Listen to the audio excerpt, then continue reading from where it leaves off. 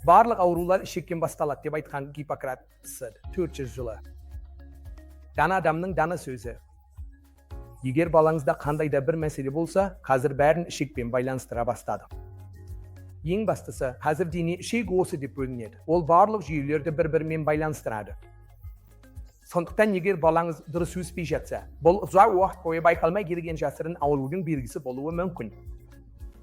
Сондықтан осыны ойлап көріңіз. Олар созылмалы құсу, созылмалы сұйық нәжісте қан, нашар тамақтану, талғампаздық, мазасыз тамақтану, жеткіліксіз тамақтану сияқты белгілермен көрінуі мүмкін. Мен айтып өткен кез келгені болуы мүмкін. Біздің бөлім сіз үшін бар Ченнай қаласындағы Аполло балалар ауруханасының педиатриялық гастроэнтерология бөлімі. Біз сізбен кездесіп, балаларыңызға қамқор болуға қуаныштымыз. Қажет болса, кез келген мамандық бойынша немесе кез келген процедураларды жалғастырып жүргізе аламыз. Өйткені біздің бөлім өте ұйымшыл және көп салалы командамен тығыз байланыста жұмыс істейді. Енді бұл сізге қандай әсер қалдырды? Жақсы, иә.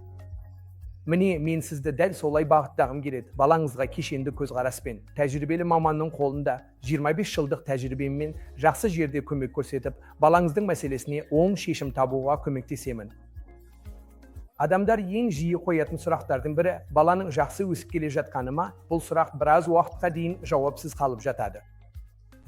Сізде туындаған барлық сұрақтарға жауап бере аламыз деп үміттенемін. Бізге бір рет келіп көріңіз. Сонда сіз бізден риза болып, қуанып шығатыныңызға сенімдімін. Педиатриялық гастроэнтерология бөліміне назар аударғаныңызға көп рахмет. Сізді және отбасыңызды Ченнайға қарсы алуға асыға күтеміз. Намасте.